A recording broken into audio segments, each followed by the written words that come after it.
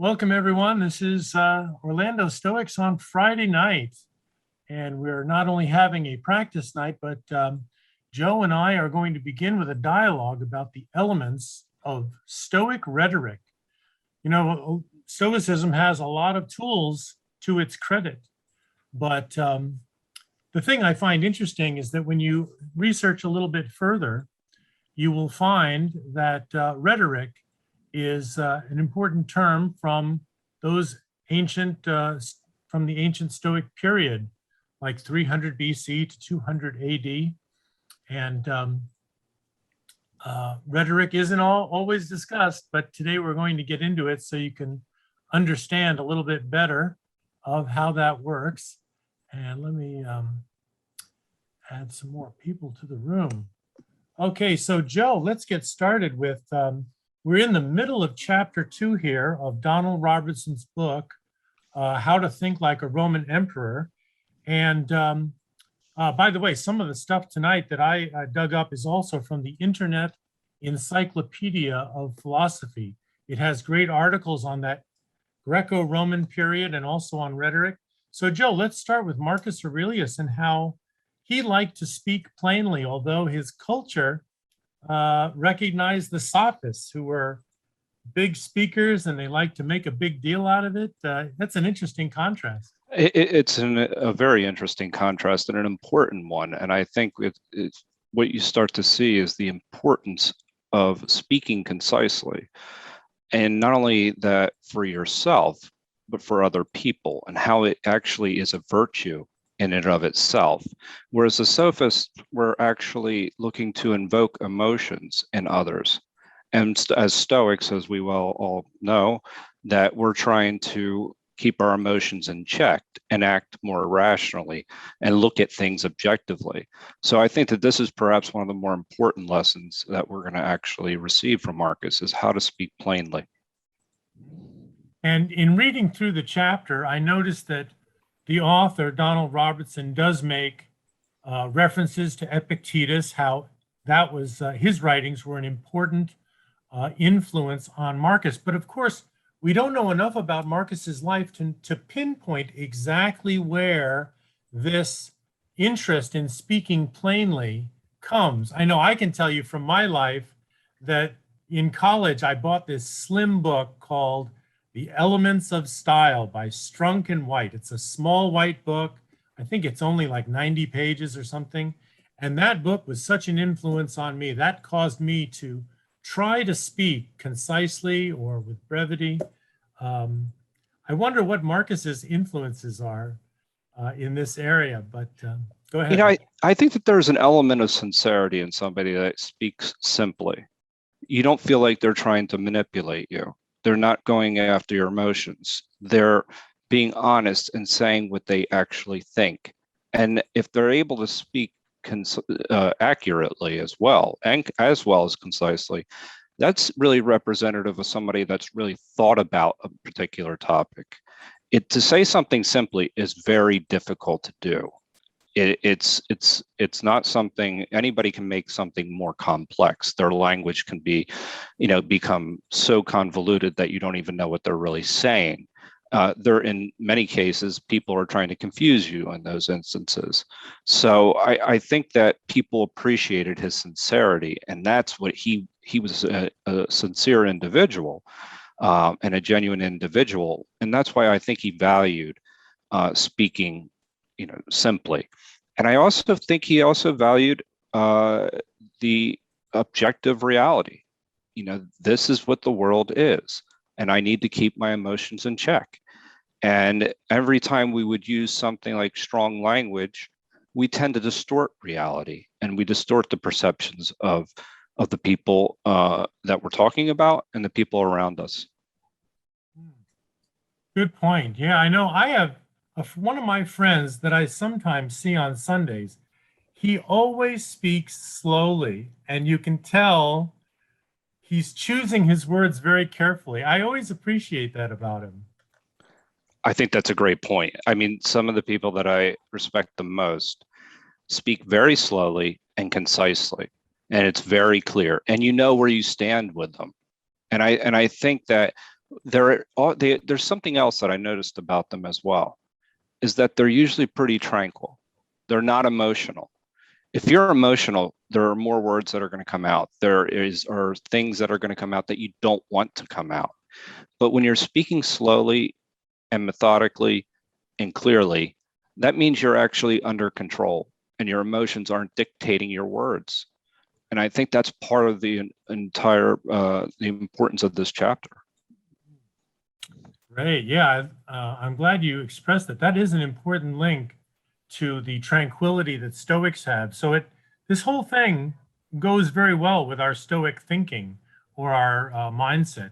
Now, before we go on to the other points, I do want to illustrate an interesting story I found in the IEP was how in Marcus's lifetime, there was a kind of a change happening in society where the old ideas of virtue, which came from those stories like the Iliad and the Odyssey from Homer, virtue in those times, which was like 500 years before Marcus lived, virtue was represented by courage and strength, like how a person looked in public or what they did in the story.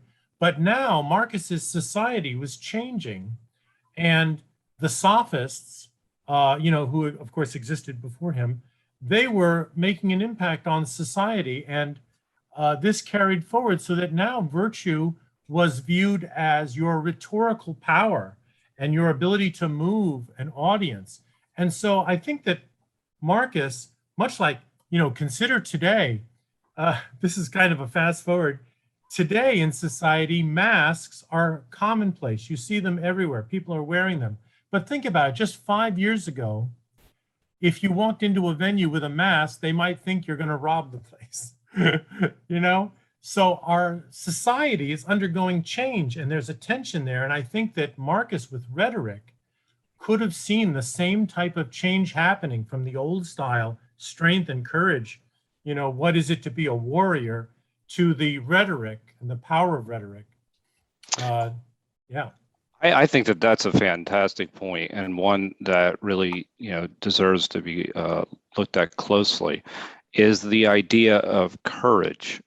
It takes courage to say something as for what it is, to speak objectively about something, because you're actually not trying to go along with the crowd. So if somebody does something what is perceived bad, then you're actually going to say, well, maybe it isn't that bad if you're looking at it objectively, and you're not going along with the crowd, and you're being your own person, and you're being honest. And that is a virtue, and that takes courage. I think courage is one of the things that is the most important when you're talking about speaking honestly and objectively. And it really is not only good for calming everybody else down as we were talking about it, but also ourselves. They speak about in the chapter a little bit about how decatastrophizing, and that's an important part of this, where you're speaking objectively, you're not making the situation worse than it is, and that's an act of courage. Good point. So then, as the chapter proceeds, Donald does talk about what Stoics believe in communication, to be concise, to be objective. And he also, I thought was interesting, he covers the virtues as expressed by Diogenes Laertius. He gives 5 different virtues, but the ones that stood out to me were the obvious things like grammar, clarity, as we've talked about, and brevity. It's interesting that goes back to Diogenes Laertius. Yeah, and also he adds in there something, one of the rules that you employ, which is, no vulgar language.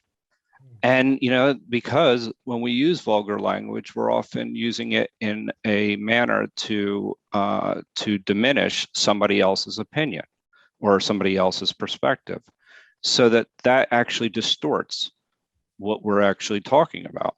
So it's meant to invoke an emotion. So in some ways, we already are practicing this here at the Orlando Stoics. Very good point. Yeah, now this is a good segue to The next item I wanted to cover is, of course, today's society is full of headlines that are dramatic or salacious, trying to get our attention. And I'm sorry to say that even one of the big influences on young people today are TikTok videos. You know, we've all heard about them.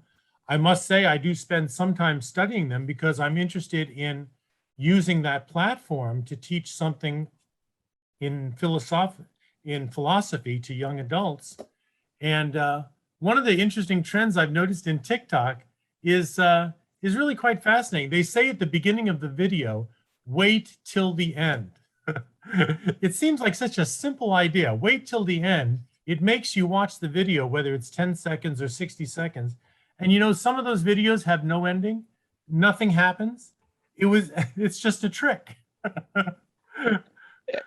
And you know, it's interesting because there are so many mediums and actually individuals that are trying to manipulate our emotions, whether, you know, with rhetoric and it just, you know, these sometimes simple sayings, but sometimes they have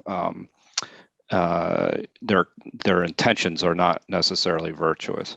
But there are so many people trying to manipulate our emotions. It's really good to have an idea of an objective reality so that we can then assess what we actually want to do and don't want to do.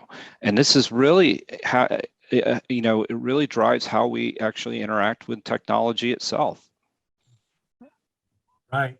Now, in the telling of Marcus's life in this chapter, I'm glad that Donald Robertson is also giving us those practical tips. Like he gives us those classic Stoic examples of telling it like it is without exaggeration. You know, if a ship sinks at sea, instead of whipping that up into maybe something bigger than it is, you just say the ship is lost. Or if someone is too much drinking alcohol and such, you just say that they drink a lot. You don't try to make judgment about them by saying they're alcoholic, they're out of control, things like that. You just say it for what it is. And I think that that has a lot that could be applied to the modern day. Instead of all this dramatic stuff we could say, we just could tell it like it is. But you know, it's actually amazing how good of a writer Donald Robertson really is. He gets to the point like Marcus would himself. And one of the interesting things about this particular chapter is that when we do make a value judgment, we're automatically saying that we want to obtain or we want to avoid something. So when we start to use language like good or bad, it's all of a sudden becomes, changes the way we actually view the object itself. And that's a really important point. I mean, that's how we can actually start to act irrationally, and it can take us out of our, out of our tranquil space, so to speak. Good. Someone in the chat window just mentioned an important idea of journaling, setting your intentions for what might happen. And yes, that is a great tool for doing that. Our friend Catherine in London, she does classes in Stoic journaling. She's very good at it. Also, as you mentioned a moment ago, Joe, the decatastrophizing of things is another tool where you actually think that to yourself. You know, that actually, oh yeah, in the chapter, some of the words in this decatastrophizing part of the chapter was about sticking to the facts. And it reminded me of that old TV show called Dragnet. Remember that? I think it started in the early 50s or 60s. I don't know. It had like 9 seasons, and the central figure, Sergeant Joe Friday, who was played by Jack Webb, he's famous for this. He always, when he started interviewing the victim of crime, he would always say, "Just stick to the facts," or "Just the facts, ma'am," or something like that. Because of course, people were getting emotional. They had just been a victim of crime. And it's still quite a part of our human condition. Yeah, I will admit that that's before my time. But it's a very important point. You know, when we stick to the facts, you know, one of the lines in the chapter that I liked a lot was we stop going from what if to so what. And I think that that's an important transition to make when you're able to make that, you stop going down a rabbit hole that you would otherwise, that may not lead to a good place, and would likely cause you anxiety. So that is a really important point for me personally, because that's something I've struggled with. I always think through scenarios, and I'm thinking in the future. And we're also talking about things we can't control either. So that we're kind of violating one of the most important principles, the dichotomy of control, in the process when we start going down the catastrophizing route. And before we wrap up this dialogue, there are two other interesting ideas Donald covers in chapter 2. He talks about the distancing method and apostrophizing. And these were interesting because there are other nuances on coping mechanisms. The distancing idea is where you tell yourself, if an event just happened, that that this is a construction of my mind. In other words, it's just my perception of it. And apostrophizing, you're telling yourself something similar. You're telling yourself, this is just a feeling or a judgment that I have, very much like Thich Nhat Hanh, our friend in Buddhism, our teacher in Buddhism, often says, when anger is coming over him, that he feels it coming and he acknowledges it as just an impulse, and he's going to take care of it. He's going to handle it. So, yeah. I actually thought of Thich Nhat Hanh as well. This idea of impressions. And you just notice it. And so once you just notice it, how you engage with it and how you don't give assent to it. It's a very important practice in Stoicism. But this chapter in particular has given me a new appreciation for language and the language that I use, and not to speak too much. So. Great. All right. Well, next week we'll have more on chapter 3, and we do want to say a big thank you to Donald Robertson, the author of this book, How to Think Like a Roman Emperor. We know that he's watching what we're doing here, making it a part of our Stoic practice, because he retweets us sometimes on Twitter. So thanks very much, Donald. We appreciate it, and hope everyone has a good week. Subscribe to this channel to hear about new videos. Follow us on social media for more info. Visit StoicDan.com.